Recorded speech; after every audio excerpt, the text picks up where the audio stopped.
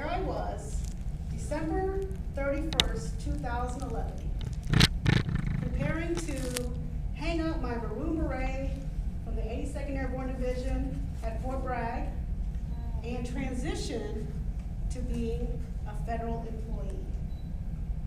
Little did I know, a year and a half later, I would join an organization that would change my life, Toastmasters International.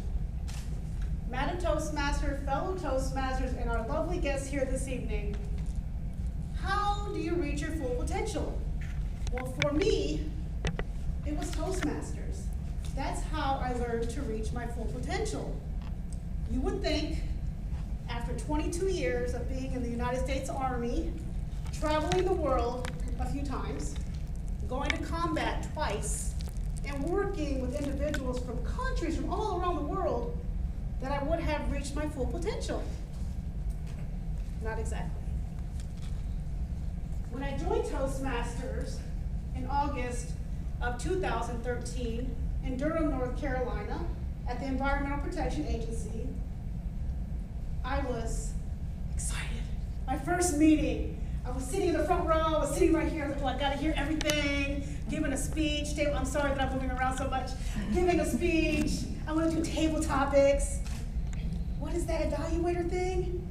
After the meeting, I followed the lady that invited me. Her name is Corey Perry. Shout out to Corey Perry from EPA. I followed her to her office and I said, Corey, where do I sign up? Where's that application? I need a mentor. Will you be my mentor? She's like, Ramona, slow down. Slow down, calm down, go for a walk around the lake. Maybe it'll fizzle. It never fizzled. I'm still on fire for Toastmasters. I see some smiles back there because hopefully you'll make the decision to join Toastmasters. I was confident, didn't have a problem speaking in front of a group of people, didn't have a problem talking to strangers, but what I did have a problem with was I didn't know what Toastmasters was and how it was going to change my life. The education program alone, like you said, you only pay this little bit and you get this much. We weren't in Pathways yet. We were in the Legacy program. And I was given these two manuals. Well, first I was assigned a mentor and I was like, I'm gonna get a mentor. I'm gonna mentor her. Oh, she mentored me, all right. The first meeting, bring your manuals, Ramona. Got it. I used to be a drill sergeant. She ain't gonna tell me what to do. Okay, just making that clear to her. She was an older lady. She was probably close to 70, so I was being nice to Miss Ruth. We sat down at our first meeting and she said, well, let's go through the manual. You've got 10 speeches to do. Let's go ahead and think of some topics. It took me about 10 minutes to go through the book. Okay, I'm gonna talk about this, talk about this. She's like, Ramona, slow down. That was my problem. I wanted to get there fast. That's not the intent of Toastmasters though. The intent of Toastmasters is to learn the program, learn the level or the path or the project, which I'm doing now, research it, and then take the baby steps. Think of the title. I want to talk about how do you reach your full potential. The next thing you do is, based on time, you think of 3 topics. I'm going to talk to you tonight about mentoring, setting goals, and determination. And after that, then you practice. And me and Miss Ruth, we practiced. Whew, I know she's happy that she's no longer my mentor. Because I was like, are you ready for coffee? Do you want to have lunch? Again, she told me, Ramona, to slow down. The exciting thing that I learned about Toastmasters was there were other Toastmasters around me. 1, on the same journey. 2, were there to support me. And then 3, were not judging me. Once I figured out how to craft my speeches and I was working with Miss Ruth, I found somebody, Vandy, and we just, hey, I'm giving a speech next week, so am I. All right, well, I'm giving a speech in 2 weeks, so am I. Okay, I'm gonna finish my CC on so-and-so date. Oh, I'm not gonna make that, Ramona. I finished my Competent Communicator in about 9 months, which is, well, still a short period of time, but I followed Miss Ruth's regimen and program, and she was there with me for every single speech. I do want to share, though, that although it was 10 speeches, I had a piece of paper for my first 9 speeches. I didn't hold it like this, but it was here. I had notes. And on my 10th speech, I was able to step away. That's a big accomplishment for me because I was so attached to my notes. They were double spaced, 16 font. I wasn't gonna mess up. I was not gonna mess up, but Ms. Ruth said, you got to let go of the notes. And that's why I wanna talk about mentoring. Regardless of what age you are and where you are in your life or what stage you are, you can be mentored. And you need to be mentored in Toastmasters. Let someone guide you, like Miss Ruth guided me, and then the next person guided me, and then the next person, and the next person, and the next person, and I'm continuing to be guided by leaders in Toastmasters. Setting goals. Miss Ruth showed me. You need to set reasonable goals based on your personal goals that you want to reach in Toastmasters. My personal goal was I wanted to finish that Confident Communicator. That was a big deal to me. I didn't even know what a DTM was, Distinguished Toastmaster. I had no clue what that was. I just knew that the first block was Confident Communicator, and I wanted to wear my little badge that said CC on it. And I was wondering, what is that DTM? Wow, she must be a different program, because I got my CC. I was proud of that. I was proud of my little Confident Communicator. Little did I know, it really wasn't that much, but when you get in Toastmasters and you set your personal goals, that's what's a big deal.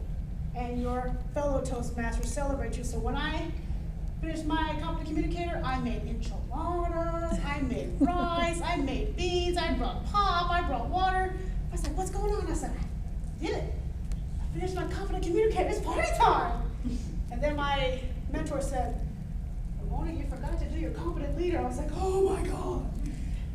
Exactly. I was going to meetings, filling roles, and I forgot to bring my manual. Nobody was signing off on my manual. So there I was. I had to find someone. I had to focus. You want your Confident Leader? Are you almost done? So then I had to get mentored on that as well. Another thing about setting goals that helped me was watching other leaders in the club.